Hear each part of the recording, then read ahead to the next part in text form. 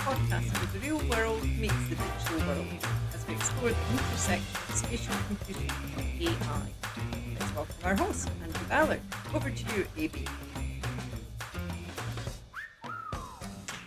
Well, g'day and welcome to Spatial. This is episode 21. We are back after a minor hiatus. Yes, winter colds and perils did come our way, that kind of thing. That's what happens in this part of the world, in the Southern Hemisphere. I have with me, though, a beaming smile, Alison Kealy. Welcome to Spatial, and so glad to have you with us. Thank you so much, Andrew. Lovely to be here. She is. Well, look, I'm going to say I had to look back. It was 2 months ago. I saw your LinkedIn profile saying I have just been, I've changed roles and I'm now I'll give it a go, but you need to correct me, the director for and here we go, yes, the Institute, no, I got it wrong, the Innovative Planet Institute. Goodness me. Can we start there? Can you tell us what the Innovative Planet Institute is, what your role is, and, what's been on your plate the last little bit?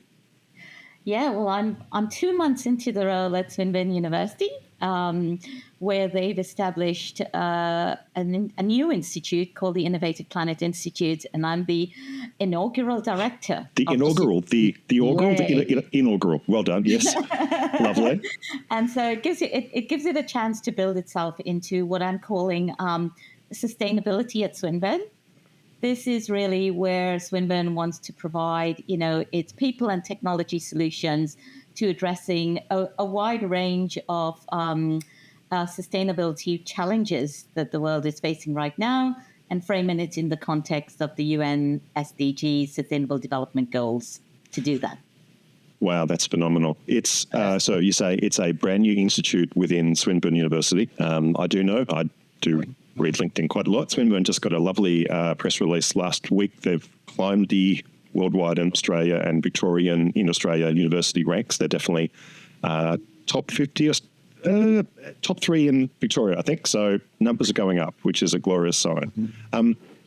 Joining the ranks of other institutes within Swinburne, is it a brand new facet silo, or is it going to be cross collaboration across the Swinburne ecosystem?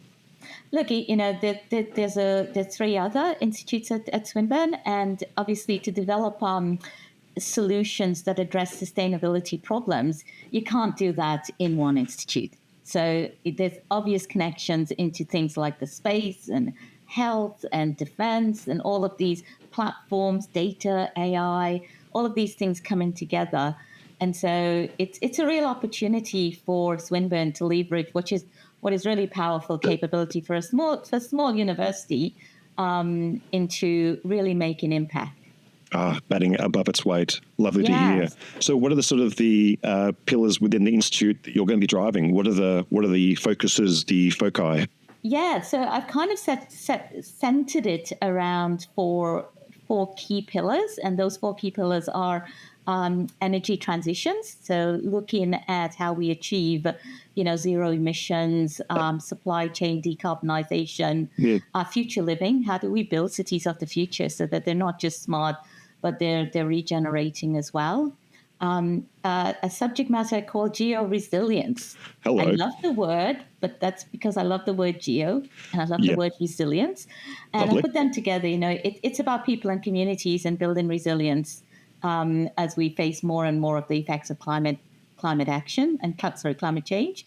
Lovely. And then the other one is to do with transport and looking at how we would make transport smarter, which obviously fits with my role previously in the Department of Transport and Planning. Very cool. I also note with interest, we were delayed from when I first spoke to you when you launched in this new role by a couple of European conferences. Well done for having to do the work to travel to that part of the world and spend time. Well done. Can you give us a look? What's your background, your fields? How did you not be in this role? But what are the science journey or the career path that's led you to these types of things that are front of mind? Yeah, look, I started with I'm originally from Trinidad, so I started with a land surveying degree in Trinidad, and then I did a PhD in something called geodesy over in the UK, and then I moved to Australia. So my background is really in satellite positioning. So looking at things like positioning, navigation, timing solutions, which has now taken me into the world of quantum. I saw that. So quantum Very exciting. sensors Goodness. and the potential for quantum sensors to play a role in navigation and positioning in areas where GPS doesn't work. And so that's my science journey. That's my passion. It is in geodesy and positioning. And so currently I get a chance to use a whole range of brand new technologies and sensors in order to do that as well, but then leverage that into the applications where GPS would normally be working. But if it doesn't, then what do we do to secure our banking infrastructure, our trains, everything? Gotcha. We had a chat with Phil last episode, and one of the nuggets he left was how the Australian GPS network is being built up to be even more exacting, and also the coverage to be made better. And the number he put out there was, billions of savings proposed future, but still $1 billion here, $1 billion there. Pretty soon you've got some serious money on the table. Is this the brave new world of expanding the positioning around the world, or is it, as you say, what are the kind of places where positioning is not covered by those constellations of satellites flying just above our heads? So it's two things, Andrew. It's anywhere that you can't see the satellite signals. So in tunnels, underground, indoors, those sorts of environments. But then there's the other thing of when you have applications that are safety critical, like our trains, and we want to make sure that we have a solution that is really, really one we can trust, then you want something else there that helps you do that. And these alternative technologies help you to provide that trust in positioning that is required for these applications. So complete secondary technologies or supporting technologies around the GPS framework? I think you need both. I think you need an augmentation, like the space-based augmentation system that Australia's just invested in, Southpan. And then you need alternatives that aren't subject to the same errors as the satellite signals are. So you have an independent system as well. Gotcha. And I can reveal I was also in a European country a little while ago that is a known hotspot for GPS spoofing. So I dare say these technologies are also to combat trust in said signals, and am I really where I am, or should I just plow into the ground? So gotcha. The security aspect is significant. I take it this conversation does have implications in that kind of space. Yeah, so it's, the quantum PNT problem is one that defense is very interested in. Sovereign PNT capabilities is one that Australia is very interested in, as are other countries around the world. And we're seeing lots and lots more the impact of spoofing in certain areas, which, creates that unreliability and mistrust. Yeah, and a million mistrusts a second does tend to make a signal processor confused, and if it's confused, that's not a state you want to be in. Yeah, I think I saw a number somewhere in the US where if they lose GPS for a day, it costs about $1 billion. Right. Yes. Yeah. We are talking what was military only technology in the 80s, I want to say. Yeah. And then was first released commercially, but by bricks, I guess, bigger than our mobile phones of that era.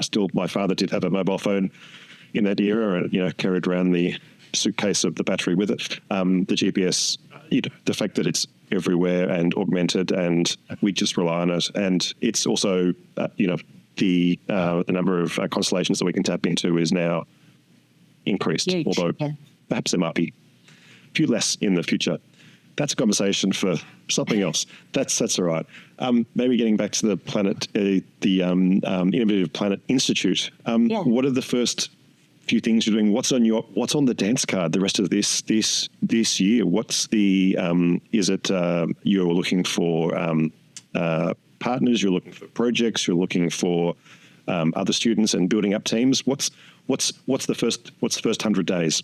look like? Yeah, the first 100 days is actually, which is rapidly coming to an end. I know, that's say it's already been 2 months. So what's the next 100 days? It's really about, I'm new to Swinburne, building those partnerships within Swinburne. You'd be amazed at the fact that is a thing to its be own done. challenge. Yep, gotcha. Yeah, so it's doing a lot of matchmaking. Okay.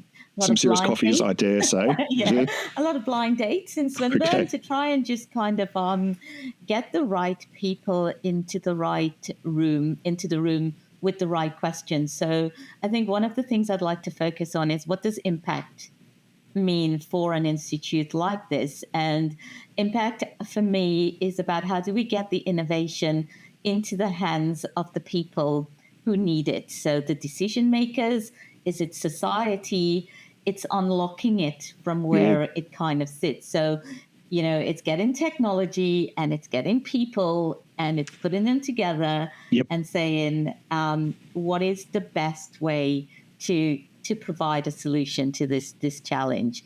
And, that's language. Everybody's speaking a slightly different language, vocabulary. It's really kind of a collaborative endeavor that requires a little bit of finessing. Lovely. No. Bob, it's everyone has their own lens. If you come from a certain field, everything, hammer looks like a nail, but also to communicate the values, the ethos is always a hard thing, even to figure out what that is, but then to, say it clearly, plainly is a great thing. So is the goal of are we going to be calling it the IPI, the Innovative Planetary Institute? Is it going to be a short name, a long name, an acronym forming here, or we keep it correct first and well? I think I'm going to keep it correct. Okay, this is good. I know Australians like to shorten their names. I'm going to keep it. Well, I'm going to keep it says formal. AB. Yes. I'm going to keep it formal. Very good. But within it, we will have a lot of very, very, very informal conversations and relationships developing in order to achieve the kinds of output that I think really presents itself as an opportunity for Swinburne. Lovely. Well. No, fantastic. Do you have a premises, a level, a room, a building carved out? Are you operating virtually? What's the future land grab of the institute? Yeah, land grab is a good 90-day plan, I have to say. Have you cited which exactly place you'd like to work at? They've given me a lovely office in the engineering building, which is which houses me, which is great. It is a virtual institute, and that's been brilliant given everything we've learned during COVID. I don't know what it would have been like before that, but given the experiences of COVID, it's a really lovely platform for engaging with much more people, increasing the diversity of participation by purely making this a virtual interaction as well. And so in terms of space, we have a lot of space at the Hawthorne campus that, works really well. I've stumbled across a beautiful visualization hub full of big monitors and screens in which you can run a lot of spatial problems, digital twins, AI on digital twins, and invite people in. So, if I could tell people using this podcast, if you want to come in and play in our spaces, we've got some beautiful spaces for co-designing solutions. Absolutely. Would love to second that. I haven't yet played in that area. I do operate around the Swinburne area every now and then, so I will take you up on that offer to go and play. But it is such a vital part. There's a lot of talking about ways to communicate and show deep, nested, 3D, dense, gnarly problems, but there's nothing quite like experiencing it. I don't know what the ratio of, if a picture tells 1,000 words, I don't know what the ratio of spatial intelligence is to words, but I really don't want to write a 20-page thesis versus come and put this headset on, or come and play with me and we'll find that in 5 minutes. Obviously, the speed of knowledge transfer is much different for certain problem sets. Yeah, and a spatial person trying to show a planner the impact of something happening or a building being built or one decision-making process, it's much more interactive to see what the effect of that. And if you think about, the future where you could layer onto that AI, where you don't even have to play around with computers, you can just tell it to show us certain things, then you have a really powerful narrative environment for, multidisciplinary, transdisciplinary interactions. I've been in a lot of digital spaces for a very long time. I won't say how long, but back in the early days of, even Photoshop and imagery, I many times had someone say, "Excellent, can you move that to the left?" "Yep, 10 seconds, done." "Can you move it up?" "Yep, come back tomorrow."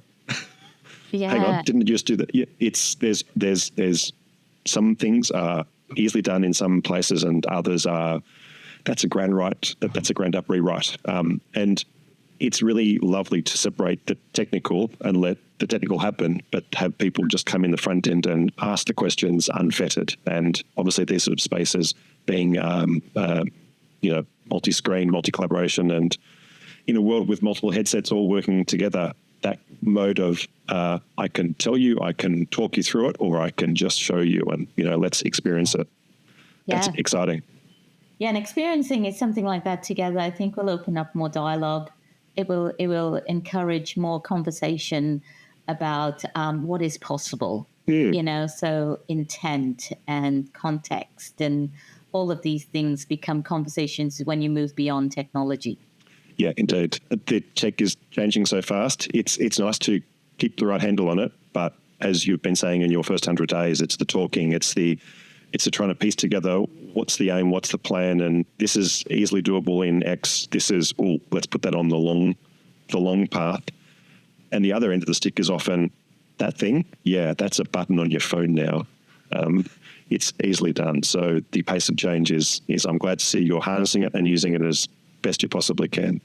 Oh, absolutely. I'm so excited. It changes so fast. And so, I tell people, I remember when I started using GPS and there were only a few satellites in the sky and you had to wait until it acquired. Hang on, there's one coming. Yeah.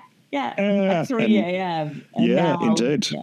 Now, look, when I fly a DJI drone, it connects to 2 or 3 satellite networks and, it's got 14. It kind of should know where it is reasonably well.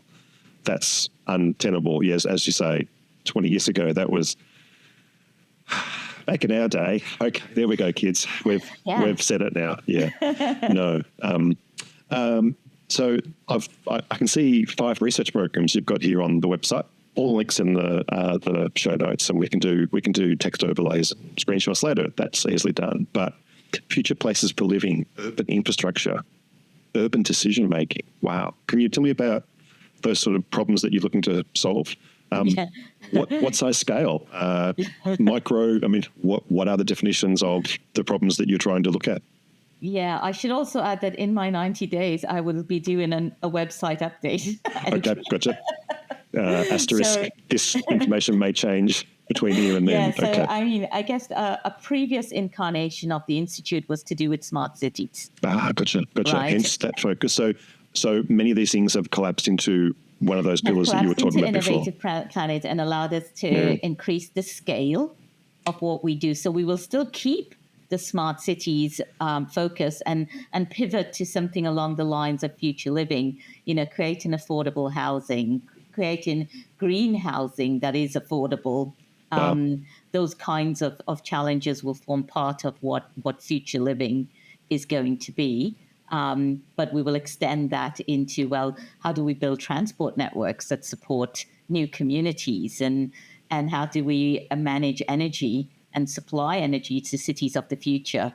And what does that mean for us as a society in terms of skills and workforce planning for the future as well? That's exciting.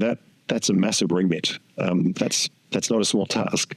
So obviously you're jumping in with 2 feet. Yeah. As I say, I'll come back to the question of what's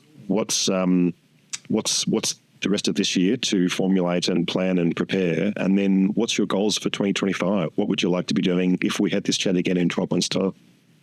So for the rest of the year, I'm looking at building up a key set of programs, one of which is obviously aligned with quantum.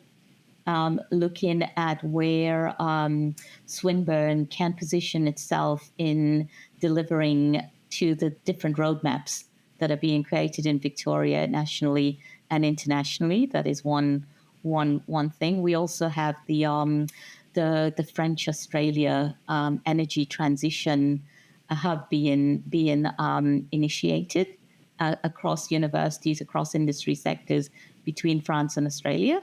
And Wow. so looking at how we would build that into really harnessing international collaboration as well as local intellect to deliver that, and what those programs might look like. And so those two, plus actually getting the institute bedded down and working, is going to be a really important thing. And for next year, I think, I'd really like to position ourselves to where Swinburne is seen as a key accelerator of the SDG goals. And so, when we're talking about this next year, Andrew, which I hope we are, and Sure. you visit Booking in our made. hub, what you'll be seeing is that we've created the pathways and the partnerships that are actually allowing us to do more rapid, not just new innovation, but actually getting innovation out of the university and into the practitioners' hands as well. Very good. And that's more about policy and standards and all the things that have to happen. Yeah, lovely.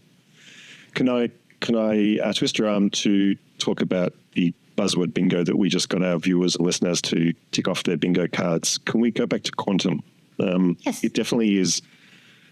Yeah, it's a big word. It's, if you can't say AI and quantum in any marketing brochure or website, you're sort of, what are you doing? Can you tie together both what you're doing with the Institute and quantum, Swinburne, but also your studies and the conferences I've been watching you do with living vicariously through your LinkedIn photo reel, quantum P&T. Can you explain to us what that word means in that context, what it's distilled down to, or what that one word, if you can unpack it, is it just marketing? What's the core of it? Okay, so the core of quantum, and I'm not a quantum physicist, right? So I that's my disclaimer. Is there a quantum physicist in the room? No, that's okay. I'm oddly married to one, so there sometimes is. Okay. Well, good. But in this case, I think what I'm interested in is just the sensors that allow us to do more accurate measurements.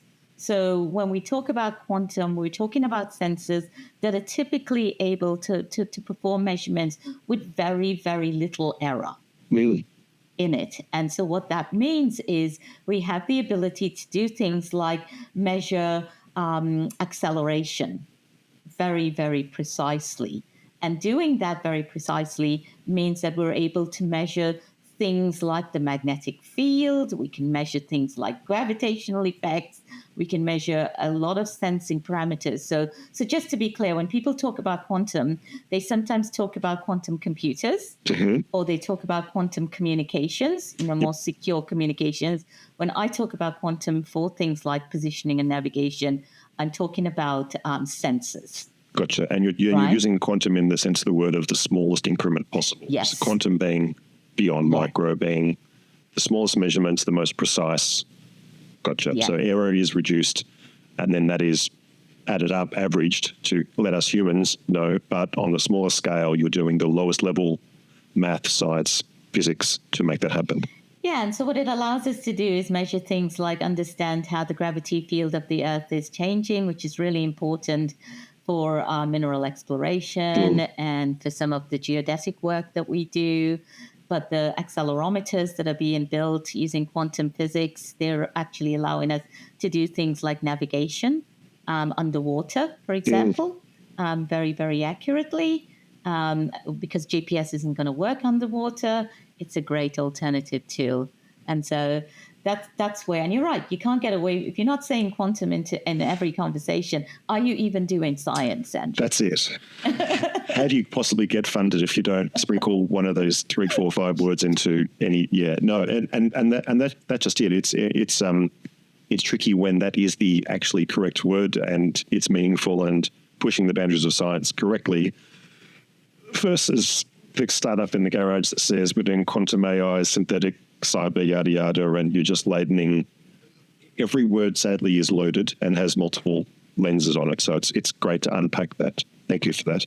Also, thank you for telling me the precise pronunciation of geodesy. As someone who sees these words more than says them, it's always hard to put the emphasis on the right syllable, and geodesy or geodesic. Obviously, the pronunciation changes depending on the word, but geodesy, and there's many, and this is the internet catching up with the world of, I read more than I talk, so it's often hard to. Thank you for helping with that. That's really good. Could you actually define geodesy as a field and how it relates and how it's permeated throughout the things that you're playing with now? Yeah, so geodesy is actually the study of the size and shape of the Earth and the positions of things on the Earth. Gotcha. So it's the fundamental property that we use for determining things like where are our property boundaries? Gotcha. How do we know where things are when we give it coordinate values? It sets up what is called the datum, against which we're able to do things on a global scale. Gotcha. And so it's the foundation of maps, it's the foundation of navigation systems, it's the core piece of information that allows us to understand where things are on the surface of the Earth. So, when we hear things like Australia is moving 7 centimeters northward to the northeast, northeast. Gotcha. The reason we're able to say these things is because we've defined a reference frame that allows us to detect those kinds of movements. And so geodesy is that study.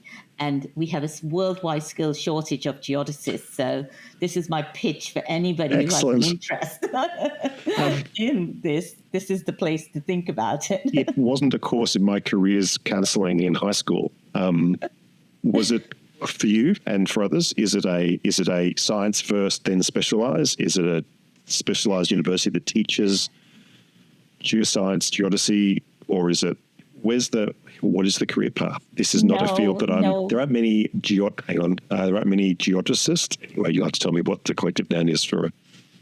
Yeah, there's not many geodesists. There are even less. They normally came through a land surveying program, which is why I did geodesy. But even the land surveying programs, we're seeing a lot of them dwindling, not just in Australia, but internationally. It's a global problem. This shortage, and it is recognized.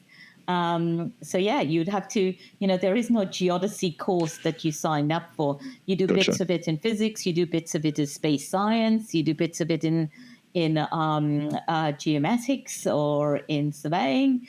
But, there is no course called geodesy. And Geoscience Australia does a lovely internship program where people can go and learn about geodesy as well. It is one of the things that I do like to tell people. We've actually see people, when you take up your phone and you're using a map on your phone with GPS, you're using geodesy, right? It's mass market geodesy we're talking about now. And so we need to get more people interested in going ahead and studying it. I hear you. That's a lovely ad. And it is true that, just as you think I'm in, I don't know, to start up high school or in primary school, I'm going to be a doctor or a lawyer, and your horizons open.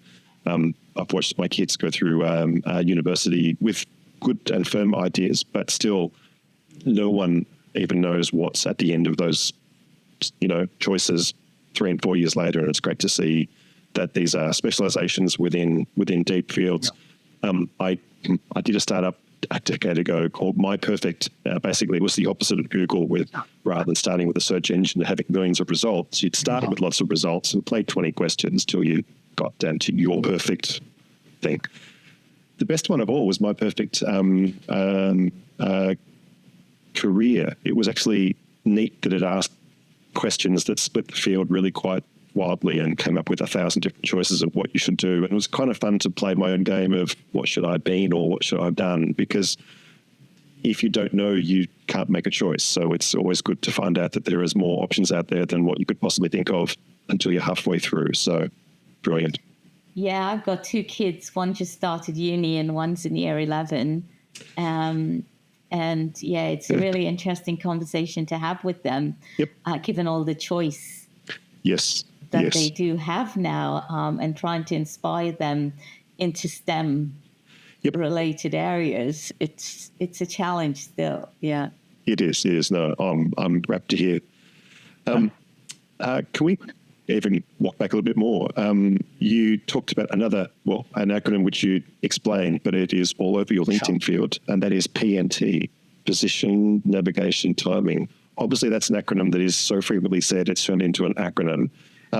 What is the international focus on it, or is geodesy the underlying maths and PNT is the daily application? What's the linkage between the two?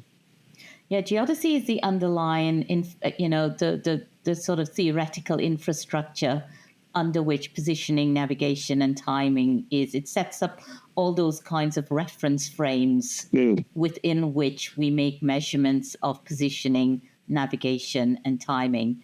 The PNT aspect of it refers to the applications, the technologies, and the systems that are used to provide position, navigation, and timing. So satellites, for example, would be part of that PNT architecture. Gotcha. Where quantum clocks are now part of the timing and architecture as well. But underpinning all of these would be the infrastructures of geodesy. Gotcha. Goodness me. With more satellites up there, are you able to make use of the low Earth orbit constellations? The Starlink is the classic one, but there's a lot of there's many frameworks of it's a large place up there, but certainly it's getting much more crowded. Is that adding influence, and is that adding its own level of accuracy to the conversations, or is it the ground-based systems like we've talked about previous with Phil, but also is it the actual underlying hardware and the techniques software-based on the ground that are actually helping to really bridge these gaps between where we want to be and where we are today?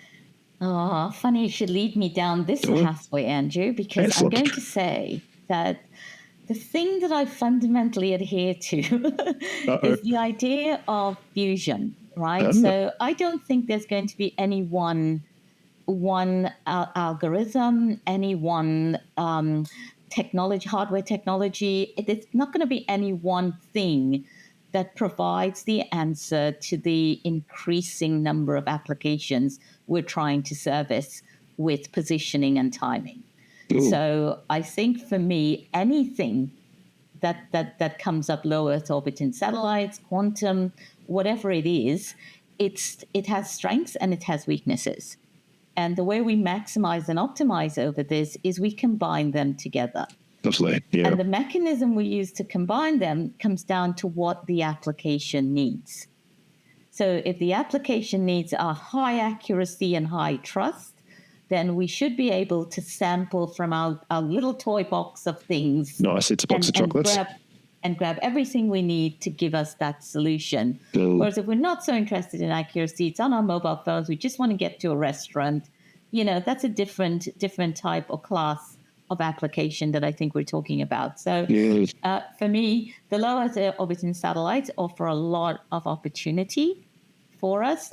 It comes with its own complexity as well. You need a lot of them as well to cover areas.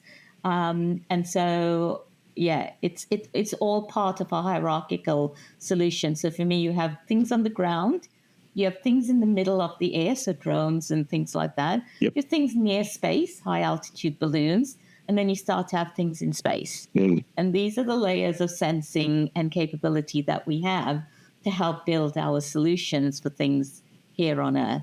And they all have to work together synergistically. Very cool. That's great to hear, because that means you're not putting all eggs in one basket. You're just opening up to whatever comes along. And I guess a follow-up is, what sort of year-on-year benefits are you hoping for, or what are the metrics you're seeking or seeing? Are you seeing we're getting better tolerances? Are you seeing we're getting better trust? What's a 5 or 10 year view? I think a 5 or 10 year view starts off with something as simple as sovereign. I think the 5 or 10 year view has to be, what is Australia's sovereign capability in this area, but also what is Australia's contribution to the global, toy box. Gotcha. Yeah. What are we doing? And then, there is also this idea of, where can Australia position itself to benefit from some of the things that are happening internationally. So one of the things I've been working on is this space and spatial roadmap, where spatial, which has always been a user of space technology, can now leverage the greater investment in space sensing to deliver a greater downstream benefits for things like bushfires and emergency response and climate change and things like that. So I'm hoping that we'll see intelligence and AI become some of the offerings that Australia and Victoria in particular. I'm really trying to get Victoria as the smart state to catch on, so that we build intelligence solutions that are almost technology and sector agnostic. Lovely. Look, as a fellow Victorian, I support that. That's all good. If I have a conversation with someone in Sydney, I will have to pitch my tune. That's okay. This is just the classic Australian debate of, who's got the best footy team is generally the fact that it works.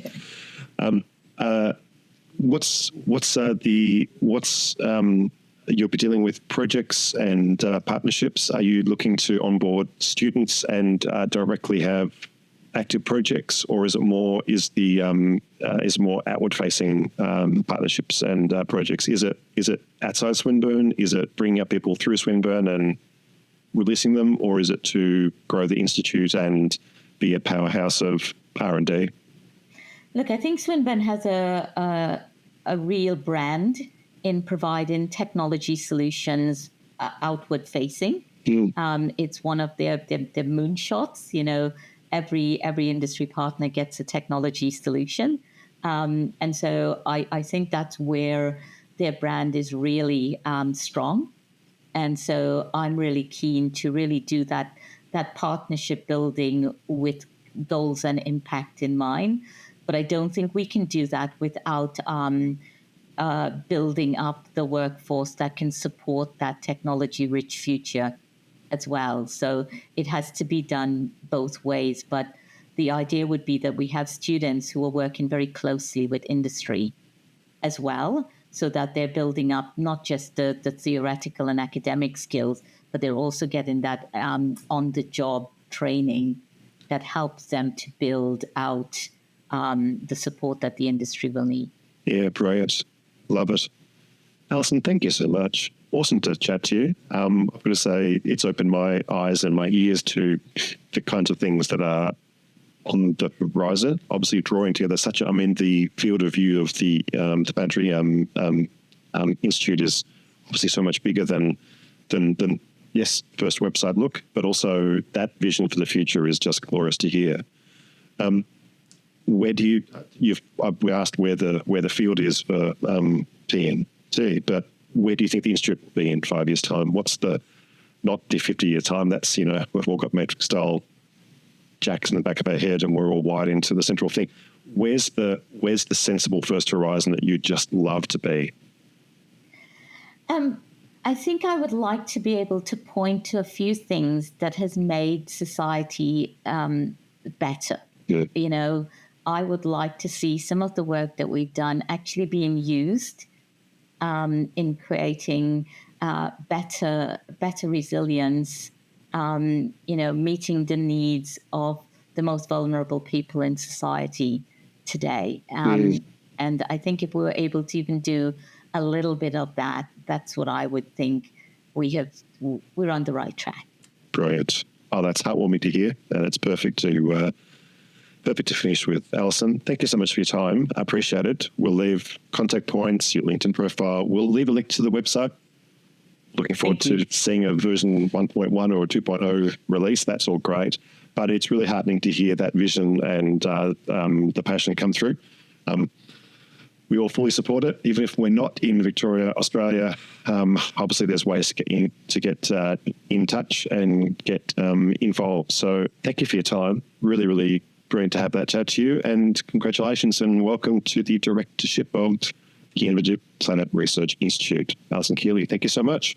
Thank you, Andrew. That's it from now. Catch us all next time. Next time, more interviews coming through. This is perhaps going to be the format going forward. So we're looking forward to having some more of these kinds of chats. Colds notwithstanding, yes, it is cold in this part of the world. Heaters on, cats are hibernating. But from us at SPAITIAL, we'll catch you next time. Bye-bye. If you'd like more news and insights about spatial AI, or have a story or interesting topic you'd like us to cover, reach out to us. Or better yet, come and join the community at SPAITIAL. All the links are in the show notes.